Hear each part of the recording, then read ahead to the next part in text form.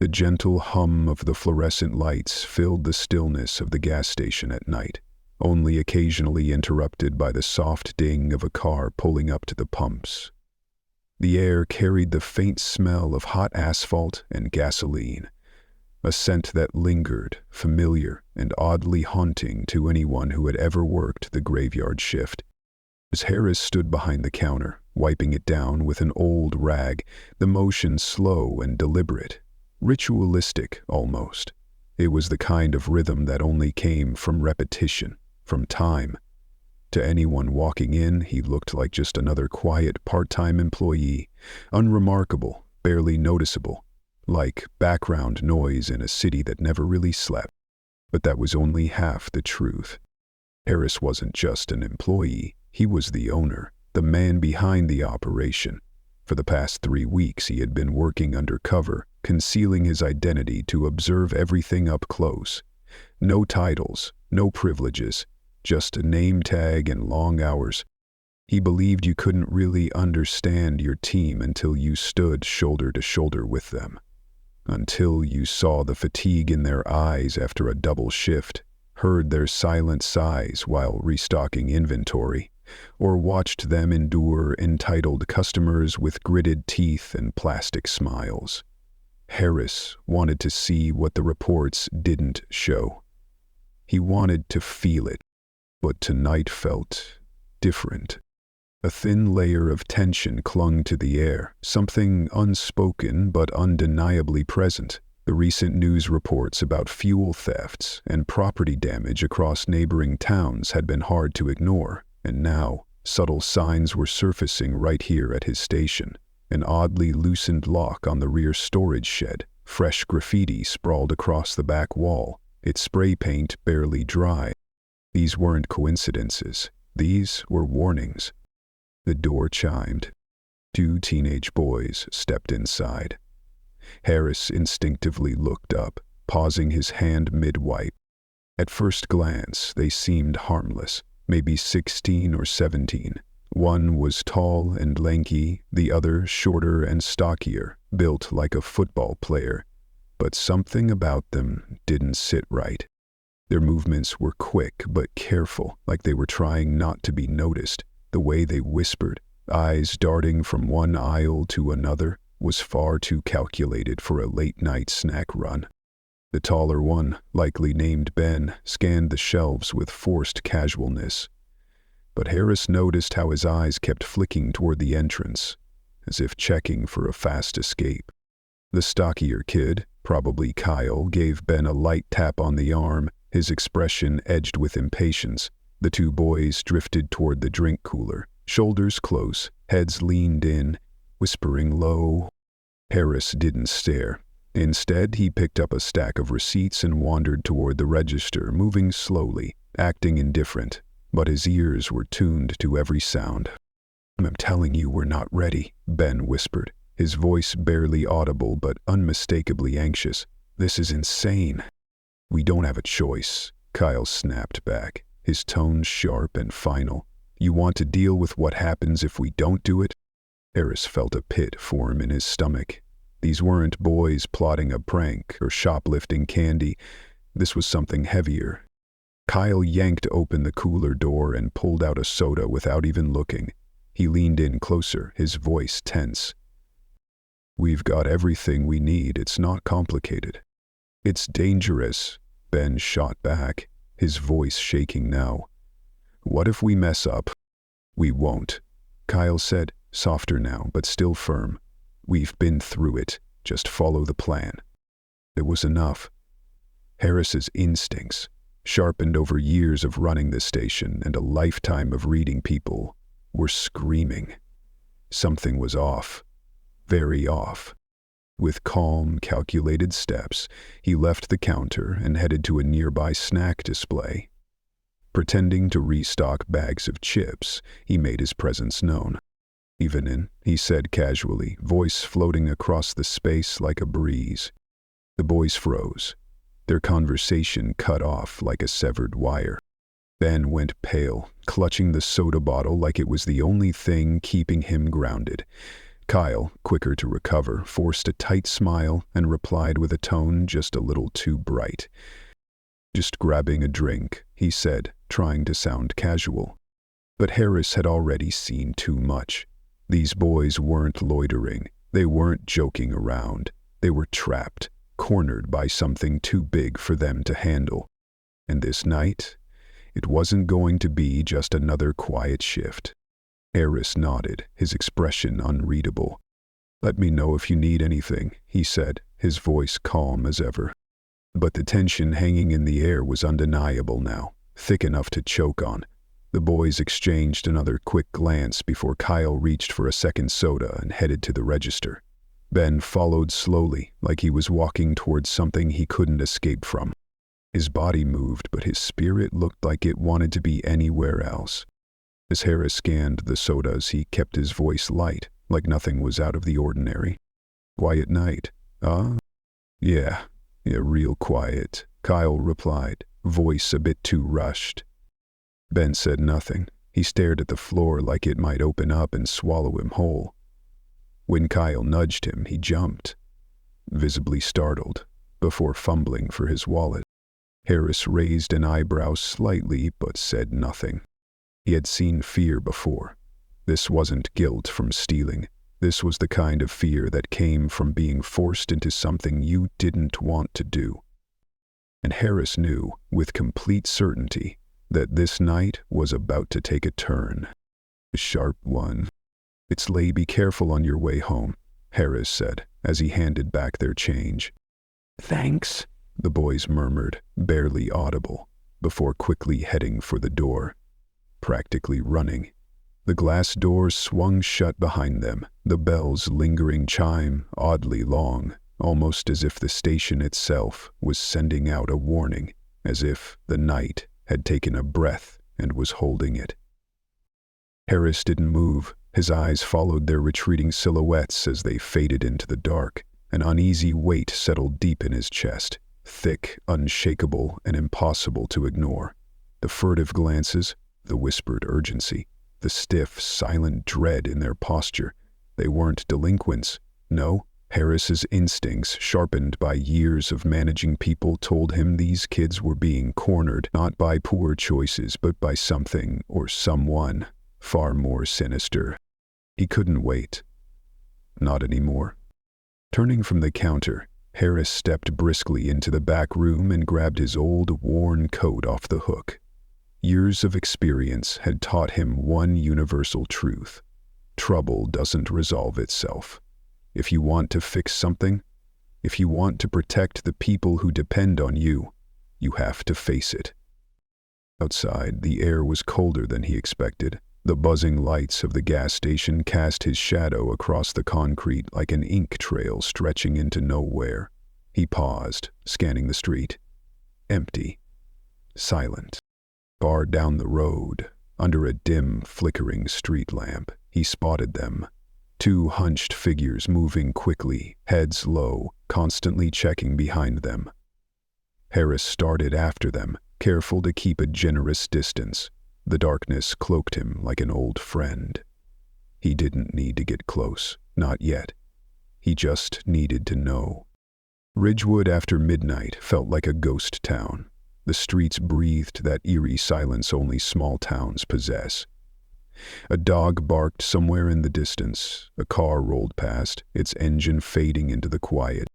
The boys turned down a narrow alley. Their pace quickened, their gestures sharper. Harris paused, eyes sweeping the area. No one else. He moved forward, slow and quiet, every sense on high alert. Finally, they stopped in a small, neglected park at the edge of town.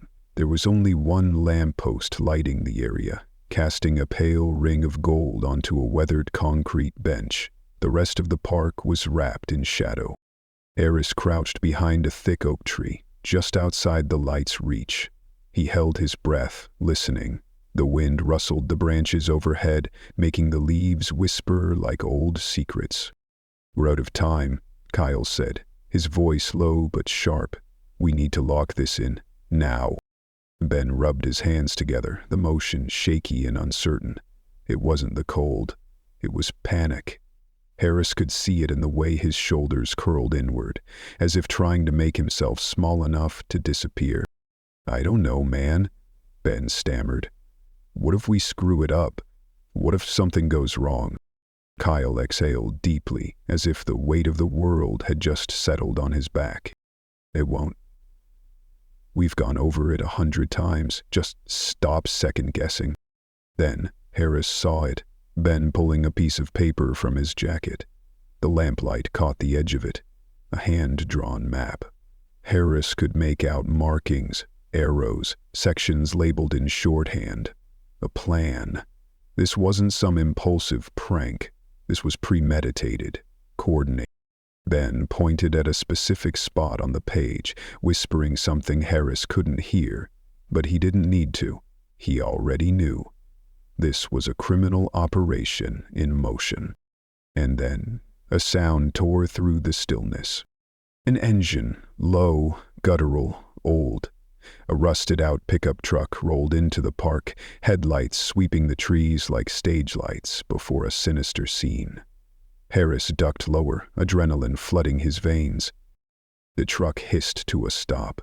The driver's door creaked open, and a tall, wiry man stepped out.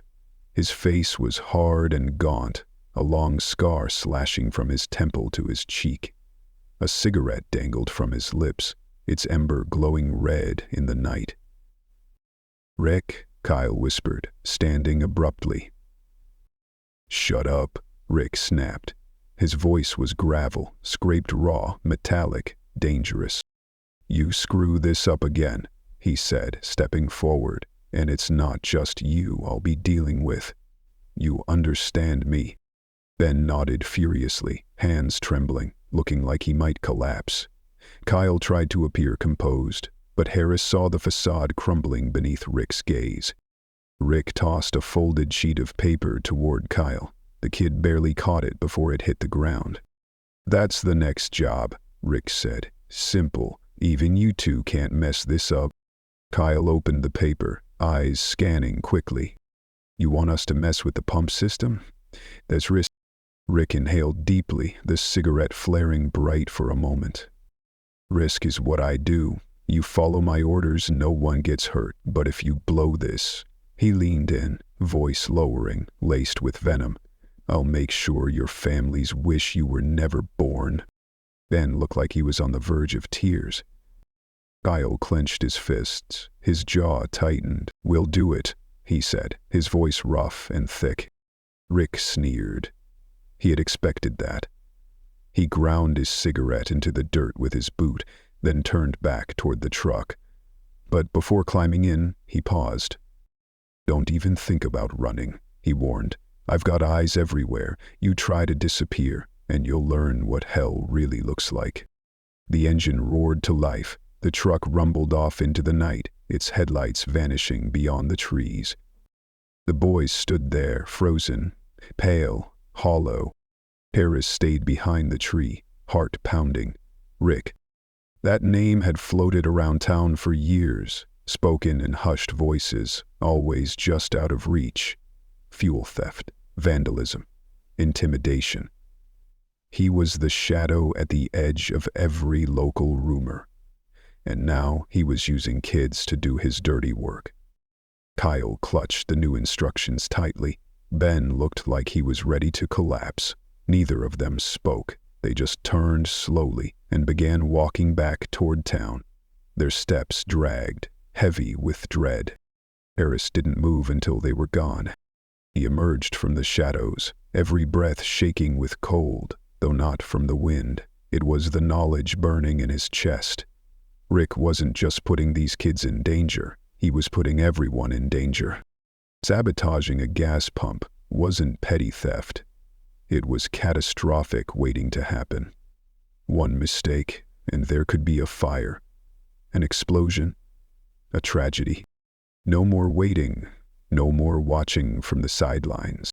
Harris clenched his jaw. By the time he returned to the station, he had a plan forming. He locked the front doors behind him and glanced around the lot. Empty, quiet, too quiet. The fluorescent lights buzzed overhead like static in a broken radio. The silence wasn't peaceful, it was suffocating. Back in the tiny office, Harris's mind churned through worst-case scenarios. If Rick's operation was as complex as it appeared, tonight wouldn't be the end. It would just be the beginning. He needed proof, not just to protect Ben and Kyle, but to bring the entire operation crashing down. He opened the drawer where the surveillance tapes were kept. His fingers brushed over worn labels until he found the newest reel, footage from Pump 4, recently upgraded with better cameras. He slid the tape into the player and fast-forward through the evening, and there it was. Ben and Kyle, lurking, hanging back, watching the pump like scouts on a mission. They hadn't acted yet, but their body language screamed reconnaissance. They weren't kids wandering, they were studying the site. Harris rewound the tape and watched again, this time more slowly. Every gesture, every pause, every whisper between them. Then he leaned back in his chair, the weight of it all settling on his shoulders like a ton of bricks. These boys weren't criminals, they were afraid.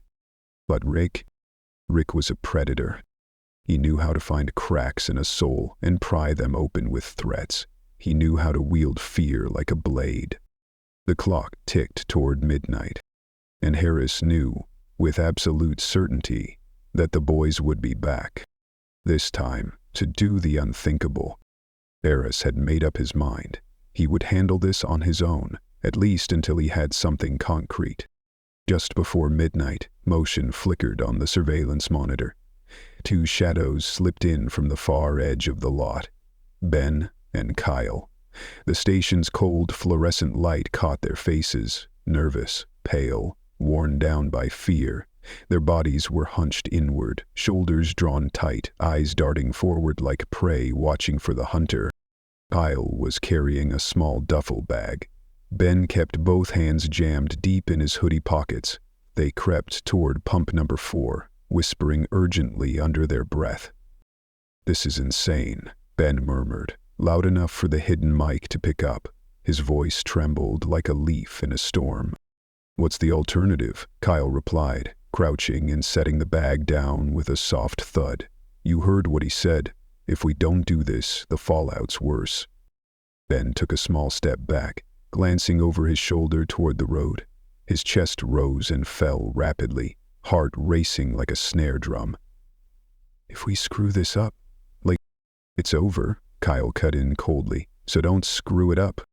He pulled out a compact toolkit and started rummaging through it. Harris watched from the monitor, jaw tight. One wrong move, and these boys wouldn't just ruin their futures. They could cause an accident that cost innocent lives. He couldn't wait any longer. The office door creaked open behind him, breaking the stillness like a rip in fabric. He stepped into the night. "Evening, boys." Their reaction was immediate. Kyle froze mid-motion and stuffed the tools back into the bag like a child caught red-handed. Ben flinched so hard he nearly dropped to his knees. "You're Mr. Harris?" Ben stammered, his face white as chalk. "I am," Harris said, arms folded as he stepped closer. "Now mind telling me what exactly you two are doing out here in the middle of the night?" Kyle straightened instinctively, jaw clenched.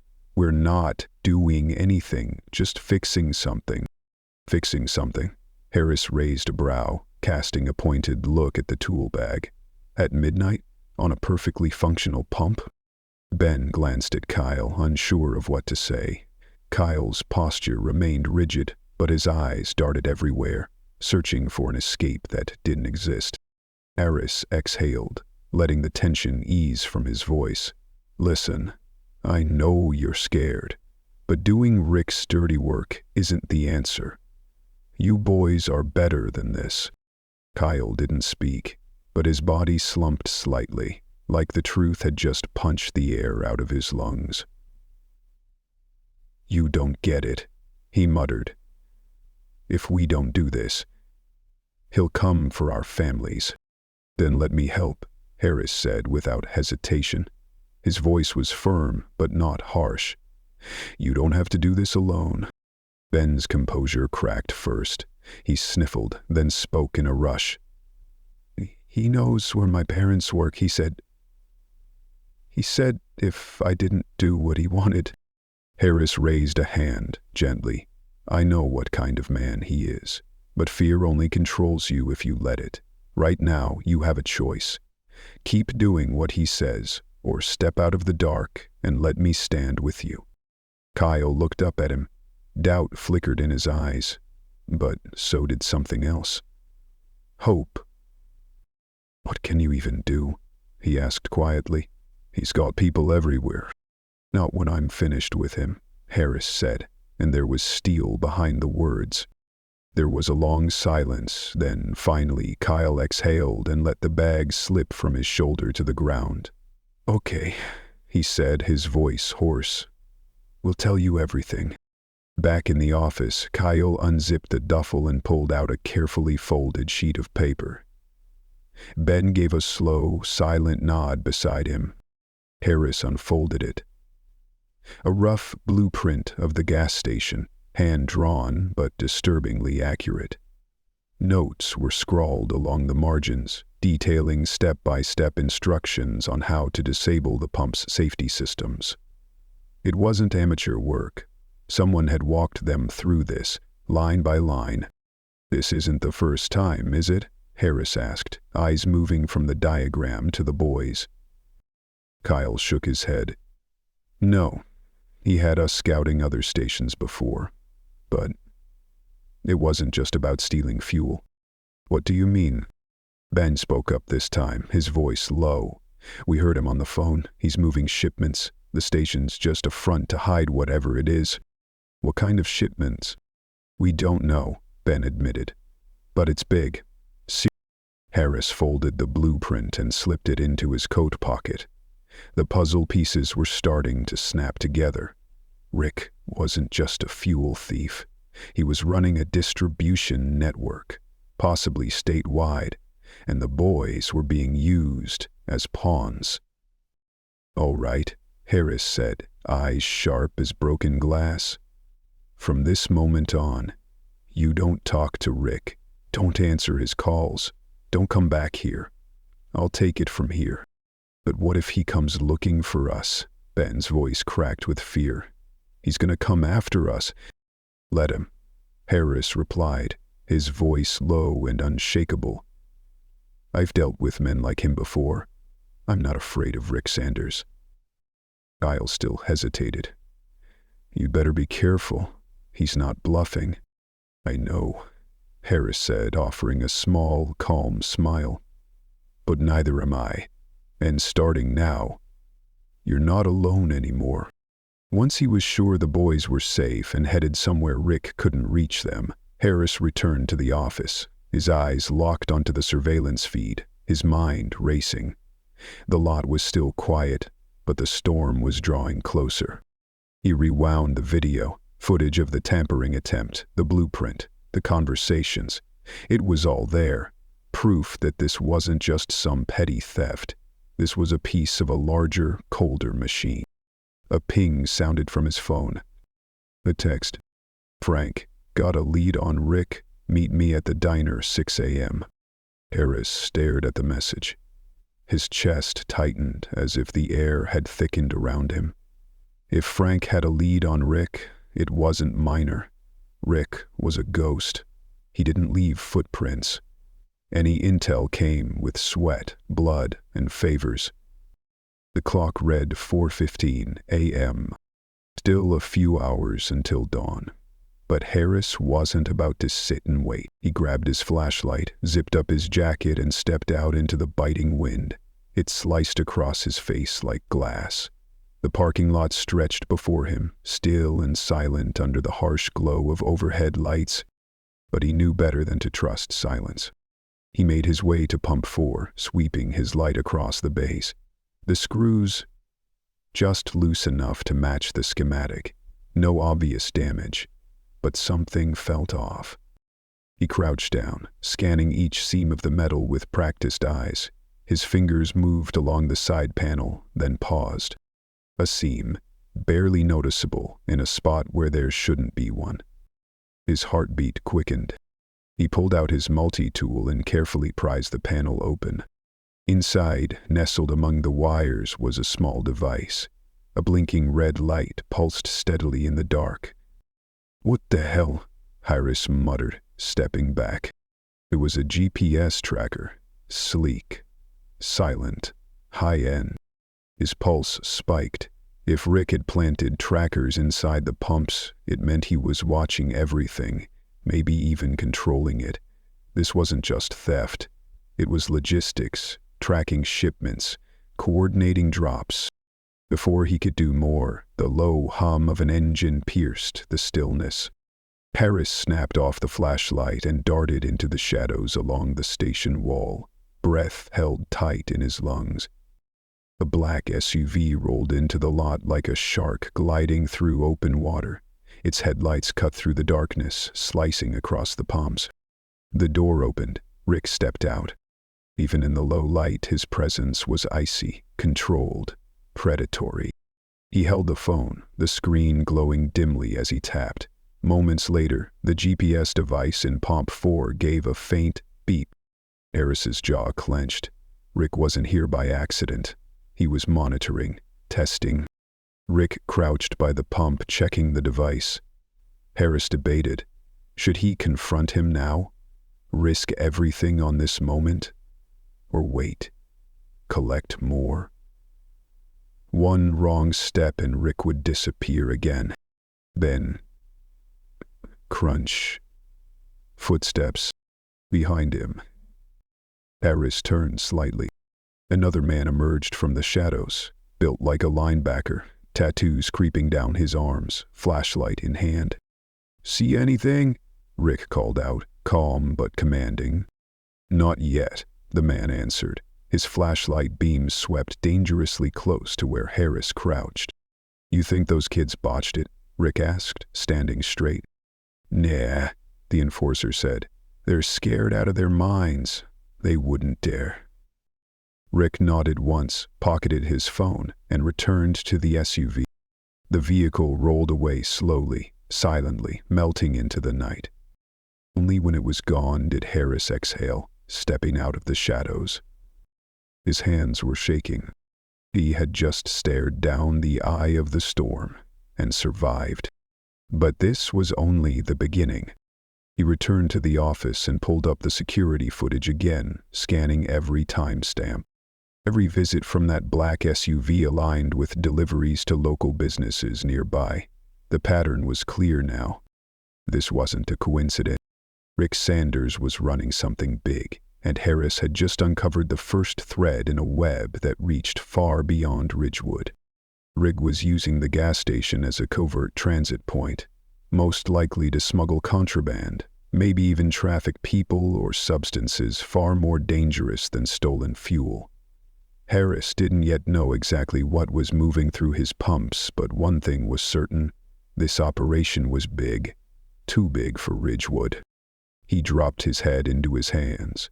The weight pressing on him was immense. He could feel it in his bones. His thoughts drifted to Ben and Kyle. He was sure they knew more than they'd shared, but fear had a way of locking truth behind clenched jaws. Harris understood that if he wanted to bring Rick down, he'd need more than evidence. He'd need the boys' trust. Total trust.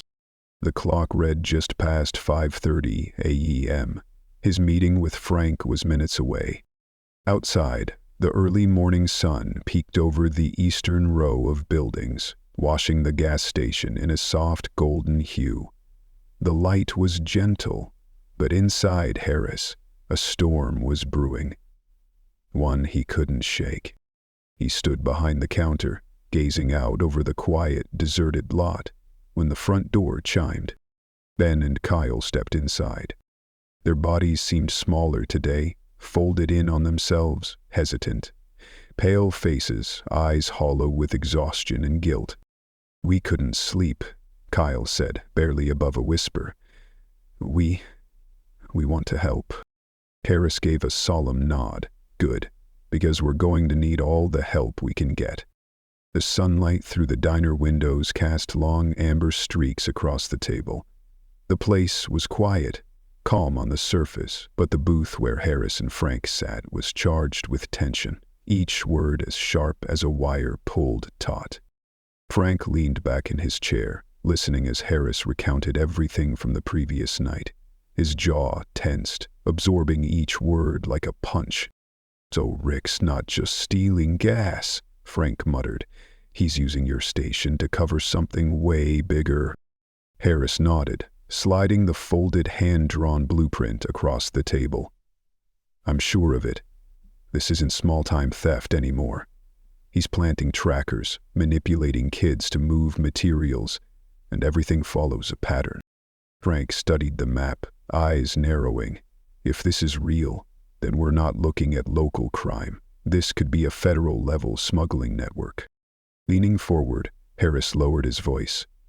"I've seen that black SUV show up multiple times, always coinciding with nearby deliveries. This isn't coincidence. He's moving something, and the station's part of his route." Frank tapped the edge of the table, deep in thought. "Drugs, weapons, God forbid. Trafficking?" "I don't know," Harris said, voice taut. "But the way he controls those kids, it's not just coercion, it's terror, and that's what makes him dangerous." Frank's gaze turned cold. If he's using children, this isn't just a criminal case, it's predatory. "You get anything else from the boys?" "Not yet. They're still holding back, but I can feel it. They know more than they realize. They just need to feel safe enough to talk." Frank set the blueprint aside, nodding slowly. "You're doing good, Jim. But you need to be careful. If Rick catches wind that you're closing in, he won't play defense." Harris clenched his jaw. "I know, and I'm not making a move until we've got enough to bury him." Frank exhaled, his eyes drifting to the window. "I'll call in a friend with the state police, but we'll need something rock solid. Without it, we've just got suspicion." "We'll get it," Harris said, voice bright with resolve. "All I need is time, and those boys to fully trust me." Just then, the bell above the diner door chimed, a small, mundane sound that made Harris look up immediately, not out of fear, but out of instinct, an instinct sharpened by years of seeing calm moments fall apart without warning. Ben and Kyle entered the diner, their skin still pale, but their eyes, there was something new there, a fragile determination, not strength yet, but the flicker of it, not just fear anymore, but the will to face what that fear had made them do. They spotted Harris, hesitated briefly, then walked to the booth. Frank, still seated across from Harris, studied the teens as they approached. "These the kids?" he asked, his voice low but probing. "Ben, Kyle," Harris said gently, gesturing toward Frank. "This is someone you can trust with your lives." Ben and Kyle exchanged a glance, uncertainty flickering between them. But then Kyle spoke, his voice shaky but steady. "We're here to tell you more about Rick." Harris gave a slow, encouraging nod. His heart started to pound, not with fear, but with hope. This could be the turning point. "Take your time," he said. "Start from the beginning." Kyle swallowed hard, fingers twisting together on the table. "Rick's waiting on a shipment, a big one. We don't know what's in it, but he keeps mentioning it has to come through the station." Ben chimed in, voice barely audible. "He called it the last one." He sounded nervous, like something's going wrong. Frank and Harris locked eyes. This wasn't just smuggling anymore. Rick's operation was unraveling, and he was desperate to push the final job through. "Did you hear anything about the timing?" Frank asked gently. Kyle nodded. "Tonight." He said it has to happen before midnight. A chill gripped Harris's spine. Tonight meant just a few hours from now. Frank leaned forward, calculating. "Then this is our chance. If we catch him in the act, with evidence, we can take him down." "What about us?" Ben blurted. "If he finds out we talked, he'll..." Earnest. Harris cut in firmly. "You're not going back to him. Not tonight. Not ever." Frank nodded in agreement. "We'll take care of you. You'll be protected. But for now, stay out of it. Let us do what needs to be done." Kyle bit his lip. His voice trembled. "You really think you can stop him?" Harris placed a firm hand on the boy's shoulder. "I don't think. I know." When Ben and Kyle laughed with a member of Frank's team, Harris rose from his seat, phone already in hand. "Frank," he said, dialing. "Call your contact at State Police. Tonight, they'll get everything they need. I'm ending this." "Be careful, Jim," Frank warned. "Guys like Rick don't go down without blood." "I know," Harris said, voice grim. "But this time, he's not facing a scared kid. He's facing someone who fights back." Darkness fell over the gas station like a curtain, thick and suffocating. The usual hum of traffic was absent. Not a breeze stirred the air. The lot felt like a silent stage, waiting for the final act. Harris stood in the office, eyes locked on the camera feeds. Every piece was in place. Frank's contacts in the state police had set up quietly around the property. The kids were in safe hands, away from danger. Now it was just Harris, and the night waiting. Now only Harris remained, alone with destiny. 11:45 p.m. The familiar black SUV crept into the gas station lot like a shadow returning home. Its headlights sliced through the darkness, illuminating corners that had long held secrets. Rick was the first to step out, calm, cold, and coiled like a predator. Two of his men followed, silent and watchful. They moved with precision, like ghosts in a well-rehearsed nightmare. Harris didn't move. He'd spent hours preparing for this moment. A hidden camera had been installed near Pump 4. The GPS tracker inside the dummy pump was still active. And now, right on cue, one of Rick's men dropped a large duffel bag at the base of the pump and began to unscrew the panel, following the exact blueprint Harris had intercepted days earlier. I think this was it. Harris stepped out of the office, his steps deliberate, neither rushed nor hesitant, just enough to feel natural, just enough to not trigger alarm. Rick turned the moment he sensed movement. His eyes narrowed. Like a switchblade, his smile flicked open. "Well, well," he sneered, voice dripping mockery. "Look who decided to join the party. Didn't think you had the guts to show your face." "I'm just curious," Harris replied, voice even, calm. "Or maybe I'm just tired of watching you pull innocent kids into your filth." Rick's smile vanished like a bad trick. He stepped forward, his presence suffocating. "You have no idea what you've walked into, old man." In Harris's earpiece, Frank's voice came through, quiet but urgent. "We've got eyes on the shipment. State police are in position. Just give us the word." Harris didn't reply. His eyes stayed locked on Rick.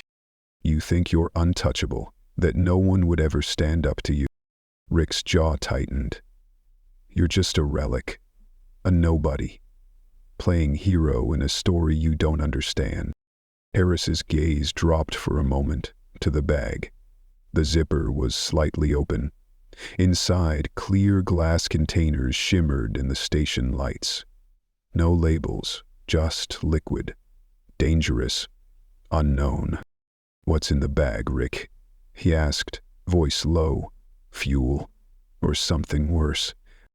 Rick exploded forward, grabbing Harris by the collar, rage flaring in his eyes. "You want to be a hero?" he hissed. "Then here's your reward." Sirens, loud, close, blinding red and blue lights burst across the lot. State police vehicles swarmed in like a wave crashing through silence. Rick Sanders, hands in the air, now. Chaos erupted. One of Rick's men bolted toward the SUV but was tackled before he took 5 steps. The other dropped to his knees in surrender. Rick stayed frozen. His grip on Harris loosened. His eyes burned with betrayal. "You set me up," he spat. Harris smoothed his collar, stepping back. "No, Rick, you set yourself up. You just never thought someone was watching." Officers rushed in. Rick's hands were cuffed behind his back. The bag was seized. Frank approached, his expression sharp and satisfied. "Nice work," he said. "We've got everything. Footage, product, witnesses." "He's done." "What's in the bag?" Harris asked. Frank knelt beside it, unzipped it fully.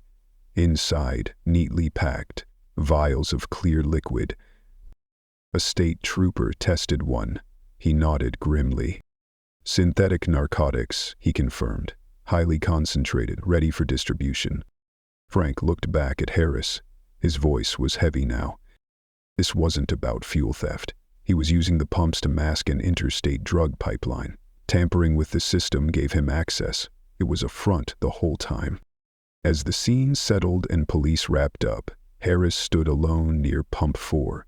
The lights cast long shadows over the lot, now littered with evidence and memories. He had won, but it didn't feel like a victory. Not yet. The damage Rick had done, especially to kids like Ben and Kyle, would take longer to repair. Frank joined him, placing a steady hand on Harris's shoulder. "You saved them," Frank said, "and maybe this whole damn town, too." Harris gave a quiet nod. "I just hope it's enough." The next morning, the gas station was quiet again, but this time the silence felt real, peaceful. The sun was rising higher in the sky, casting warm light across the cracked pavement and fading signs. Ben and Kyle returned. Their faces were brighter, their shoulders weren't hunched with fear. For the first time, they looked like kids again. Harris greeted them with a faint smile. He handed each of them a broom. "We've got a mess to clean up," he said. "You boys ready?" Kyle gave a small laugh, his grin shy but real. "Yeah," he said. "We're ready." As they swept the broken pieces of the night before into neat piles, Harris watched them, 2 lives pulled back from the edge, and for the first time in weeks, the station felt whole again. Not just a business, but a place where futures could begin again. And if you haven't already subscribed to Moments of Quiet Truth, where we believe that the human spirit is never truly defeated, only waiting to rise.